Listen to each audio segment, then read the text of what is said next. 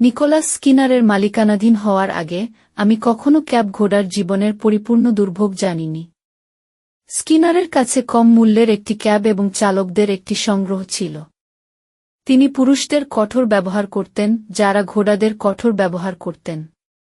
এখানে আমাদের রবিবারের বিশ্রাম ছিল না, এবং এটি গ্রীষ্মকালের গরম ছিল।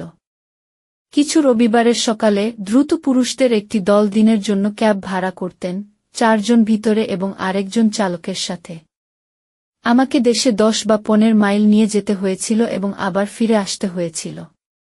তাদের কেউই কোনো পাহাড় চড়ার জন্য নামতেন না, যতই তীব্র হোক না কেন বা দিনটি যতই গরম হোক না কেন, যদি না চালক ভয় পায় যে আমি এটি পরিচালনা করতে পারব না। কখনো কখনো আমি এতই ক্লান্ত হতাম যে আমার খাবারে হাত দিতে পারতাম না। গ্রীষ্মকালে গরমে জেরি যা আমাদের শনিবারের রাতে দিতেন, সেই ব্রান ম্যাশ নিট্রোর জন্য আমি তখন কত আকুল হতাম। আমার চালকের কাছে একটি নিষ্ঠুর চাবুক ছিল যার শেষে কিছু এমন তীক্ষ্ণ ছিল যা কখনো কখনো রক্ত টেনে আনত।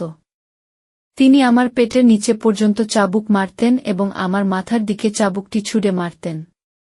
এগুলি আমার হৃদয়কে বের করে নিয়ে যেত, তবুও আমি আমার সর্বোত্তম করার চেষ্টা করতাম এবং কখনো পিছনে ঝুঁকতাম না, কারণ গিঞ্জার মতো দরিদ্র ব্যক্তি বলেছিলেন, এর কোনো উপায় নেই, পুরুষরা সবচেয়ে শক্তিশালী।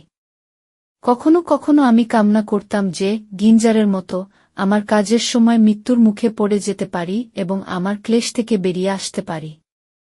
একদিন আমার কামনা প্রায় পূর্ণ হয়ে উঠেছিল। সকাল 8টা থেকে শুরু করে আমি ইতিমধ্যেই একটি ভালো অংশ কাজ করেছি, যখন আমরা রেলওয়ে স্টেশন থেকে একটি ভাড়া পেলাম। এটি ছিল 4 জনের একটি দল, একজন উচ্চস্বরের মানুষ, একজন মহিলার সাথে, একটি ছোট ছেলে, একজন যুবতী এবং অনেক বাগেজ। যখন মানুষটি বাগেজ লোড করছিল তখন মেয়েটি এসে আমার দিকে তাকাল। পাপা, সে বলল, আমি নিশ্চিত যে এই দুর্বল ঘোড়াটি আমাদের এবং আমাদের সমস্ত বাগেজ এত দূর নিয়ে যেতে পারবে না, সে এত দুর্বল ও ক্লান্ত দেখাচ্ছে। দয়া করে দ্বিতীয় ক্যাব নিন। আমি নিশ্চিত যে এটি ভুল এবং খুবই নিষ্ঠুর। ননসেন্স, গ্রেস, এখনই উঠ এবং এই সমস্ত ফাঁস করো না। আমার সুন্দর বন্ধু আদেশ মেনে চলতে বাধ্য হয়েছিল।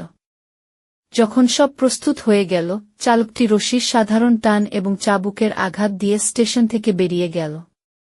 লোডটি খুব ভারী ছিল এবং আমি সকাল থেকে না খেয়ে না ঘুমিয়েই ছিলাম। তবুও আমি আমার সর্বোত্তম চেষ্টা করলাম। আমি লুডগেট হিল পর্যন্ত ব্যবস্থা করতে পেরেছিলাম, কিন্তু তারপরে রশি এবং চাবুকের নিরবচ্ছিন্ন ব্যবহারের মধ্য দিয়ে এগিয়ে যেতে সংগ্রাম করছিলাম। হঠাৎ আমার পা আমার নিচ থেকে সরে গেল এবং আমি ভারীভাবে আমার পাশে মাটিতে পড়ে গেলাম। আমার পড়ার হঠাৎ ঘটনা এবং শক্তি আমার শরীরের সমস্ত নিঃশ্বাস বের করে দিয়েছিল। আমি পূর্ণ নিশ্চল হয়ে পড়েছিলাম। আমার সরাতে কোনো ক্ষমতা ছিল না। আমি এখন মরতে যাচ্ছি বলে মনে করছিলাম।